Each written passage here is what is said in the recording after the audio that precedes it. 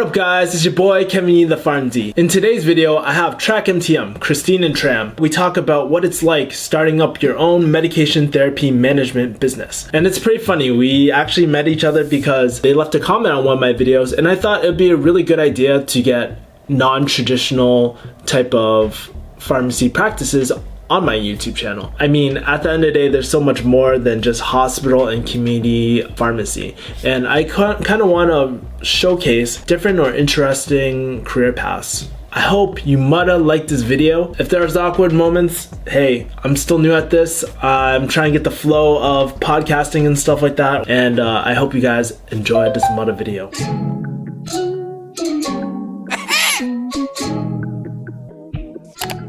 All right, 3, 2, 1, and we're live.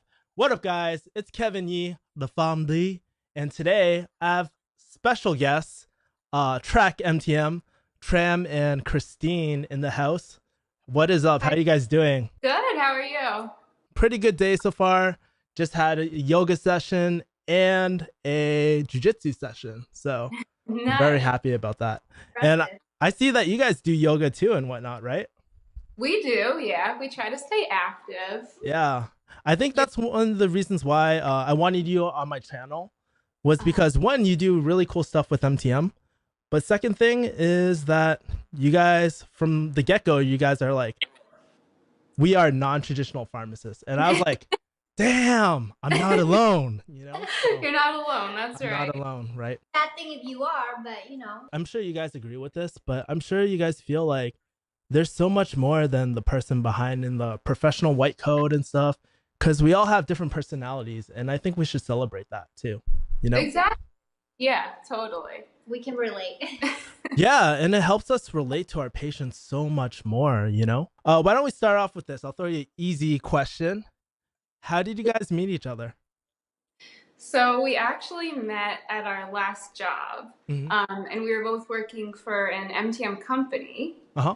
And initially, we were actually in different rooms in the building, so we really didn't know each other. Yeah. And somehow, I don't even know how this happened. It's fate. It's fate. Yeah, because like no one ever moved around, and then one day, Tran just like happens to show up in my room next to me. So it was me, her, and one other girl, and that was it. And It's a small room, no window. yeah, no windows, tiny room. So. But right when we started talking, we were like, yeah, we're on the same page. We're into this, like, the business side of this whole thing. So, yeah. Pretty quickly, yeah. No lie, as you're describing that your working area, I'm just imagining like a jail cell. Right now.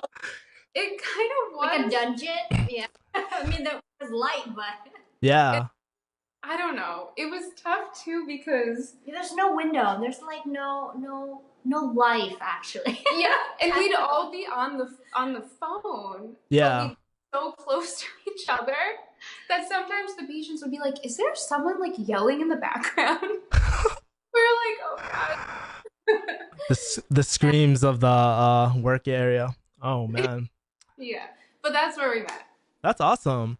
So you guys said that you're more into the business aspect of like the whole business aspect. Like, how did you know it was for you? Well, I think we both actually had similar experiences that we talked about when we were there. Yeah. So we would get on the phone with the patients, start to go through their medications and everything. And they'd be like, you know, I really don't want to take all these medications. I don't know why I'm on so many. Yeah. And a lot of times they didn't even understand that like proper diet and lifestyle modifications could help certain disease states and they could reduce their medications. So then we were thinking, like, since that wasn't a huge focus of that company that we were working for, or really any MTM company that we had heard of, we were like, let's focus on that. Like, this is really the best way to go about it. Preventative care, you know, they don't want to be taking all these medications, and in a lot of cases there's other options. Yeah. So we started talking about like, okay, how could we kind of grow a business going about it this way? Yeah. We saw an opportunity and we went straight for it. Yeah. Yeah, that's awesome. And I personally relate to this because you know, I think maybe a year or two I had like pre-hypertension. I was like right on the cusp. I was like 139, like, yeah, it was really high. And I don't know, maybe I'm a bad, like, as a pharmacist, I know all these side effects of these medications. And Yeah. I'm just like, I don't want to be on these meds and stuff like that. And Right? so I started modifying my diet a little more. I started exercising a little more. And dude, I dropped it down to a normal level. And I really think, especially in the like in this healthcare field, it's so easy to just throw drugs at people, but we forget to look at all the lifestyle modifications that we can make. And that's why I was like, damn, these guys like really speak to me. Their company really speaks to me Okay. when it comes to patient care, you know? Yeah. Good. Yeah, it's so true. We honestly believe, lifestyle is a big medication, essentially, Yeah. Mhm. And a lot of patients know that, and you just go towards that. And, if you have to take hypertension meds down the line, that's fine too. But the little things you do now can help tremendously. Yeah. Oh, for sure. When it comes to MTM, so what exactly is MTM and what kind of value does it add to your patients? Okay. So MTM itself, it stands for medication therapy management. Mhm. And there's a few different ways you can do it. Typically, you do it through a CMR, comprehensive medication review, or a TMR, targeted medication review. But the comprehensive medication review, it's really when you go through each medication that the patient is on, Mhm. and you make sure that they know how to take it properly. You look for drug interactions throughout their whole med list, including OTCs and anything like that. And we look for duplications, omissions, and then for us, where ours is different, is we definitely bring in the whole lifestyle talk with our patients too. I think sometimes it's hard though. Like as a pharmacist, like when I'm talking to my patients, sometimes it's a little hard to suggest lifestyle modifications. How do you go about bringing that up and whatnot?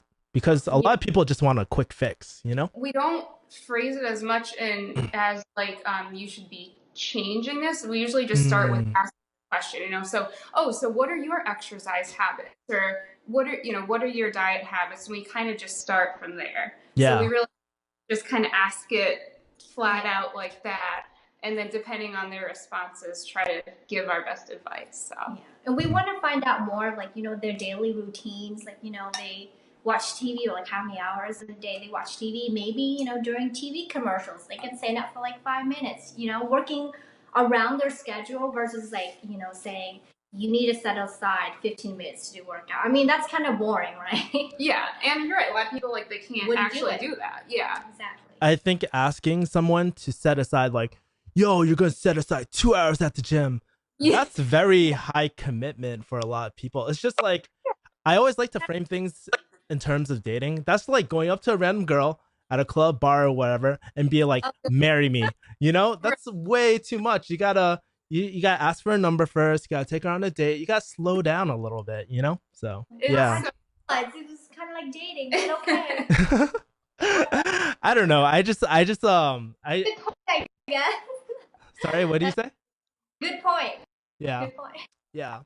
Coming out of pharmacy school and whatnot, what made you guys go into MTM in the first place? So for me, right out of school, well, so actually, when I was in school, I took an MTM elective and I got MTM certified. Mhm. So I knew that I kind of liked it. It seemed like a cool idea, but when I was taking the course, I didn't actually get to use it out in the real world. So then I did a rotation in it, and I was like, this is really cool. And my first job out of school was with a retail pharmacy, Yeah. and they actually had like an MTM team. So I ended up becoming a part of their MTM team. That was really my first job out of school, and after that, I pretty much went straight to the MTM company. So that's how it works for me. Yeah. For me, it was during the pharmacy time I was in school. I actually did, projects, and I got training in MTM as well. And I was working on my MBA program at the time too. So I saw an opportunity with MTM. So I knew it was something that's going to be big in the next few years, especially with preventative care, with all the CMS ratings. So after school, I looked for specifically, something to do with more the non-traditional route of pharmacists. Then I applied for the same company, and you get to handle your own caseload, which I loved, and you work on basically your own schedule. So that was really Yeah. So I knew that was for me, and then I just like tried it, and then we met, and that's where it got started. How was it like going from a sort of established company, like a 9 to 5 type of thing, to creating your own baby, your own company?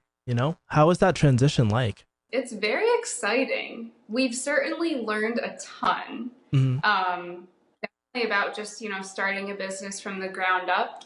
There's kind of a lot of things I think that you don't think about until you're actually in it. A lot of grunt work and Yeah. behind the scenes paperwork. A lot of paperwork. But it's been so much fun. And like you said, to have it kind of be your own thing, it's such a great feeling, and it's so exciting, and we believe in it. It's like our passion. So we're just happy to be doing it. And when you have a passion, that's like your, main priority, your drive, your motivation, everything. And, sometimes you have to stay up so late working on this and that, or, just like the basic like researching, but you actually like it. So you don't think it's work. So that's a good, something that you have to put forth in order to create your own baby. Yeah. Well, I call it my own baby is because like for me, growing my online business, I know what it feels like to have those long nights and stuff like that. Sometimes your like website goes down and you have to stay up and make sure it goes back up and take care of that stuff. So just like a crying baby, sometimes you have to attend to stuff that it's not like I would phrase it like it's stuff that you don't want to do, but you might not want to do it at that moment, Yeah, but yeah. Yeah, but I think it's very rewarding to have like that autonomy of your own business. You get to call the shots and whatnot. Yeah. Daunting task is you have to always think ahead of like, okay, well, so what's the next step? And, Yeah. Always have to have that entrepreneur mindset going, okay, the route we're going, we have to take these steps in order to go to point A to point B and then maybe C and D even. So always on the run. Yeah. Do you guys have any like mentors, or where did you go to learn sort of about the business aspects, of MTM and whatnot? Yeah. Question. Yeah. You want to go first? Yeah. Okay. So I actually have a really close family friend who is a patent and trademark attorney. So she was a huge amount of help to us because she knows way more than just the trademarking, which of course she did help us with. But she was able to help with a ton of different business related questions we had. And actually my dad is an accountant, so he was kind of able to help us get the whole corporation all set up properly and make sure we were doing that right. Largely the paperwork side, the legal side of things. Yeah. Yeah, and then everything else, I had a little bit of business background, so in terms of like, moving certain direction, like we had to do a lot of research too. Yeah. And, to be honest, like a lot of times we didn't know, like, how to like, open a business bank account, let's just say. Right. And we have to do the research and say, well, what's the best options, and just a lot of things we didn't know. We had to learn. As long as you're putting in the hours and the effort, like you should find an answer for your business. Yeah. And it's interesting too, because it's not just like, oh, how do you how do you form a corporation? It's like, okay, what kinds? Like we didn't even know that there's so many different kinds that you could form and all this. So for each little thing, there's like multiple options that you have to figure out. So yeah, you have to see what your business is going for and where you stand in order to make all that decision. And I think a part of it too is like when you're in that learning process, it's like okay to make mistakes. I mean, mistakes are going to happen, especially if it's your first business. You might not nail everything on the first try, but at least you learned how to sort of adapt and move forward. Yeah, and in a way, mistakes, as long as they're not huge, they can definitely help you, because then you learn, then you kind of know how to move on from there. So were there any unexpected things that happened when you were starting up your business? Oh gosh, I have to unexpected things. Well, first example that comes to mind was our business name. I say, a lot of paperwork and all that stuff, so like the Secretary of State wanted to name our business a certain way for it to be legal. Yeah. And then, what we planned for, how we want Imagine Track MTM to be, we had a different, version of our name. So we had to go through the paperwork, making sure it's both legal and, with also checking with the Board of Pharmacy in California too. So a lot of, paperwork going back and forth. We finally came up with a name that's suitable for all parties. That was interesting, yeah. Yeah, so that took quite some time, to be honest. Yeah. For us to figure all that out at the beginning. I mean, you told me a little bit about coming up with the name, but how did you guys eventually settle down to TrackMTM? You want to go? This is her idea. I'm so proud. Oh my gosh. Okay. All right. Well, it kind of has multiple meanings. Okay, yeah. All right. So track, just the letters. TRA is for Tram, and CK, Christine Kennedy, is for. Oh my god. I know, but also we're supposed to, it's like keeping our patients on track. I'm sorry. And it's okay. And then, if you visit our website, you can tell, our core values is based on track, and everything is spelled out in the acronym. And then how we're redefining MTM as well. So that's where we came up, or when we came up with the name. It did take us a while to come up with a name, though. That was tough. Because everything was, already done. And again, kind of consulting with her lawyer friend, we wanted to trademark the company as well. So yeah, and it's tough because it's not even like you can't even just pick a name that someone else already has. If it's too similar, which sometimes to us it didn't even seem like it was that similar, she'd be like, this is too risky, don't do it. What is the exact risk behind it though? She said, I'm actually gonna have to think about this because this is from her, she's all about this. She just told us not a good idea. But I think so if that name is already trademarked, and then wanted to go submit ours to the U.S. Patent and Trademark Office, they would most likely just reject it. I think that's really so just time and money down the line. Yeah. Gotcha. A lot of little stuff, like I said. It's complicated. Yeah, I think it's one of the hardest things actually, coming up with the perfect name that embodies what you want to do and stuff. Every single time I try to create a product and stuff, it feels like I'm creating a new company name every single time. I just remember sitting in the living room and being like, oh my god, I don't know, you just start writing down words and imagining certain things. I'm just like, fuck. A business partner that is capable of doing anything. True. Yeah. So great. She's so great. She's great at marketing. You are. Yeah. What is the typical day like for you guys? It really depends on the day. How about we tell you a typical week? Yeah. Yeah. Tell me a typical week. Yeah. All right. Well, typical one day a week, we actually sit down, do all the admin stuff, just behind the scenes stuff people probably dread doing. Yeah. And then we would, do filming and, all the scripts and editing and all that stuff. Yeah. And then another, we would, spend time reaching out to the community, to different potential clients and stuff like that, doing contracting. And, another day would be just sit down and plan, the next step for track, where we see the company is going and our plans for next year. We really do have to think that far in advance. Yeah. So that's a typical week. And then, here and there, social media updates, answering questions, YouTube, stuff like that. Some miscellaneous stuff. Yeah. And, the whole week can be hectic. We can have this week, we have 5 different meetings we need to look into, collaboration with other, not just, YouTube channel, but, other organization, other. Yeah.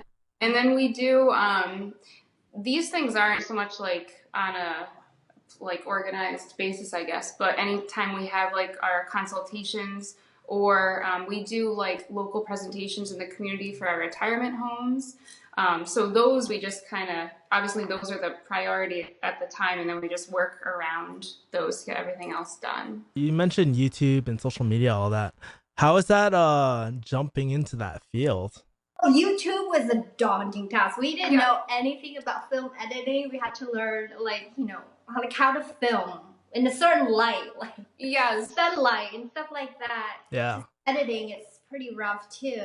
It can be hard. Yeah, we're definitely still learning. Yeah. And I don't know, even trying to figure out, like, I don't know, this of what we're going to talk about too. Like, we're so new to it, honestly. It's fun. And we just like it, but not just the fun part, but also the logistic side of it is like, what kind of value we want to bring to our patients and our viewers. And how do we portray ourselves as non-traditional pharmacists but still talk about medication? That's the tricky part. Yeah, definitely. Yeah, and how do we, educate patients through social media? Yeah. And make them feel interested. And not bored, right? Not boring. No, definitely don't. Yeah. YouTube. Sorry? How did you get started in YouTube? Oh man. Just like you guys, coming out of like pharmacy school, I didn't know jack shit about like cameras, editing. I didn't have that background at all. So I got into YouTube because my I actually lived with YouTube stars or YouTube big YouTube names and stuff. I lived with I lived with Joe from JK Films and a bunch of other JK Films people. And that really, seeing those vlogs every single day and just being in that environment, I got to meet so many cool people. I was like, you know what? Why not just start a channel, And it was really rough. Like the process you're talking about is what I went through maybe 3 years ago. Where you're just like literally YouTubing everything, every single solution. How do I do this? How do I do that? And then things start building on top of each other. You create systems, you create systems that help speed up your editing. Like all my intros are pretty much the same thing. Yes, I could take the time to make them super, super, super like cool drone shots and all that stuff. But honestly, at the same time, I kind of like don't want to be spending that much time. I think one thing to always think about is, yes, think about the value that you're adding to the viewers, right? But also, content is king. Like it really doesn't matter. Like I've shot vlogs with my crappy ass cell phone, but the most important thing is but those are some of my best videos. Yeah. And I think it's really the message that you want to give, to your viewers and stuff. And like me, I don't consider myself a pure pharmacy channel. I talk about a lot of different things. It's more of a personal channel for me. So I like pharmacy is just one aspect of my life, and just like how you guys talk about non-traditional pharmacists, I'm pretty non-traditional compared to a lot of other pharmacists, right? Yeah, that's cool. Yeah, but it's rewarding too. I think it's one of the most rewarding parts is knowing that you could be sleeping and changing someone's life or perspective on a certain problem they're having in their life. Yeah. And I thought that was the most empowering thing. Like when you guys start growing and growing, when you get those like DMs and emails and all that stuff, it's the most rewarding feeling, Yeah, I can imagine. That's cool. Yeah. The final question I have is, do you have a message to other maybe pharmacists or pharmacy students trying to figure out what they want to do? Because pharmacy is so broad. There's so many different niches. There's like AM care, critical care. We all know that, right? But how do you go about finding, I guess, what's best for you? Tram? Okay. Well, for me, I was actually really active in pharmacy. I wanted to know, like, what are my options? I went to a lot of conferences like APHA, ANC. I did a lot of volunteering too, and projects for like different professors. So I definitely look into research about that, and that's how I knew MTM was something I wanted to do. So for sure, it sucks because when you're in pharmacy school, you feel like there's no life outside of pharmacy school. You're just studying, right? Yeah. So, yeah. So it sucks. That sucks to do all of that extracurricular activities, but for sure, you should do it just to to put yourself out there and like network with other people. Just ask them questions, even if you go to a conference and they don't remember who you are. Just ask questions.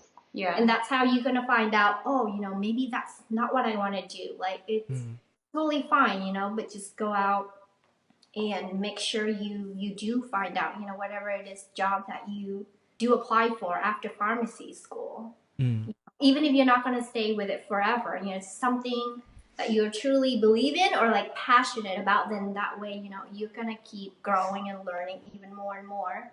Yeah. And then you go off from there.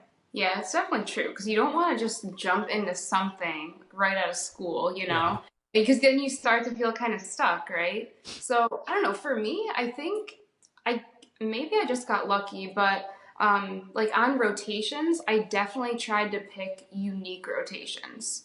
So I don't know if it works like that in all schools, but we had the options to choose our rotations out of a list. But of course, you could choose retail and hospital, and that's fine. I did a couple of those, but I definitely made sure to try the kind of out of the box rotation. So I would suggest that for sure if that's a possibility for them. As you guys are talking, I definitely relate to the whole kind of testing before you go really deep into something, and one of the best ways, like you mentioned, Tram, was actually networking and talking with people and whatnot.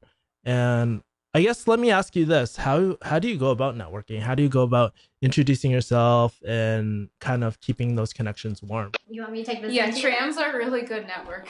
Yeah. For me, like I say, if you go to a conference, there are like, maybe thousands of people there. No one's going to know who you are. So for AMCP, like before I went to the conference, I actually signed up for like this buddy kind of like networking program for AMCP. Like a mentor program basically. So when you get there, you would meet like, pharmacists in the field, like, they would just kind of ask you questions, what you want to learn and, where you see yourself be or learning or like be in 5-10 years from now. So they're kind of like, listen to you and say, well, if you want to go down this route, like, residency or like a fellowship, these are the routes you should look into and stuff like that.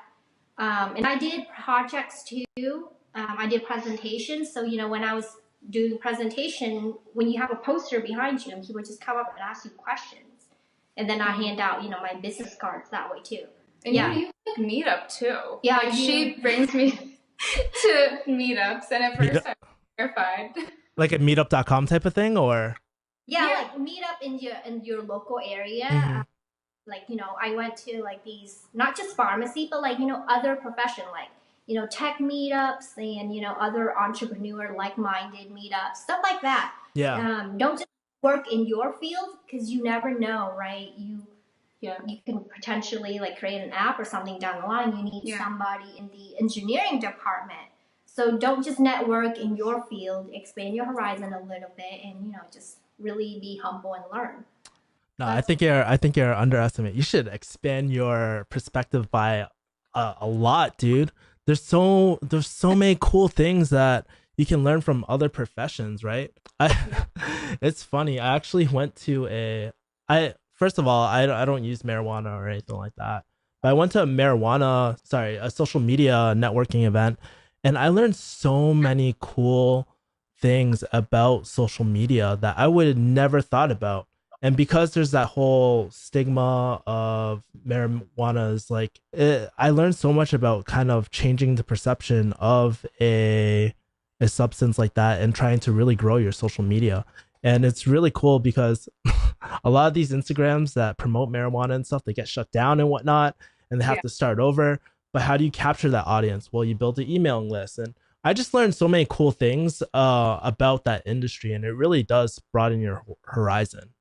Yeah, that's cool. And the thing you said with email lists is like, make sure you follow up. Like if you learn something or you met someone cool at a conference or you follow up and say, hey, thank you, for that great piece of advice. We met here, blah, blah. And it was nice meeting you, and maybe follow them on LinkedIn or something. So always following up. It's a big thing. Yeah, I think following up too is very highly undervalued, for a lot of people, because when you can say thank you for giving me this piece of advice, it's helped me do X, Y, and Z.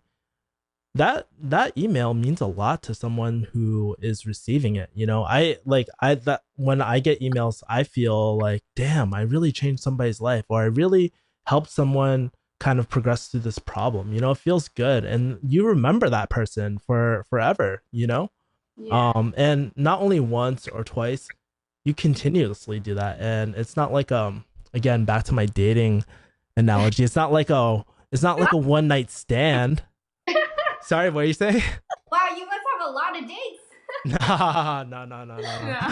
Yeah. It's not like a one night stand, but it's like a long term relationship, where like you're consistently adding value, Yeah. And yeah. So, anyways, guys, it was nice chatting with you today.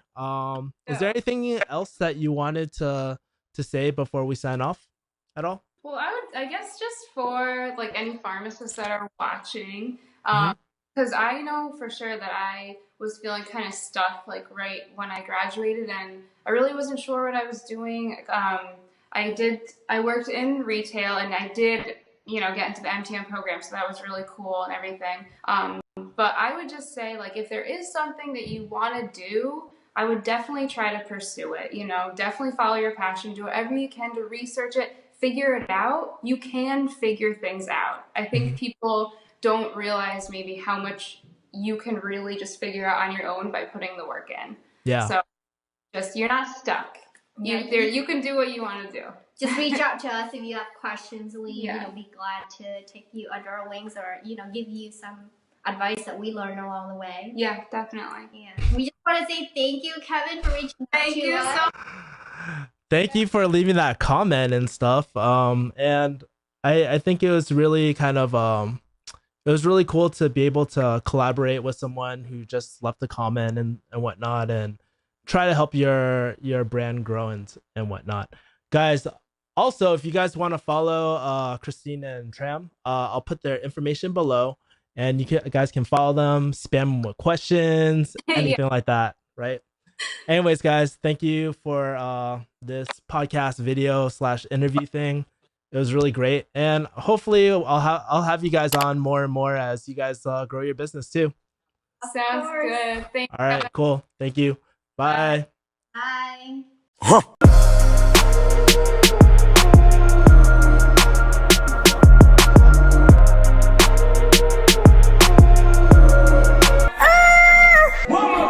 I'm probably gonna laugh through this whole thing. No, that's cool. I want you to have fun with this. If you want hella serious, hella boring videos, just go to APHA website or ASHP. They're hella boring.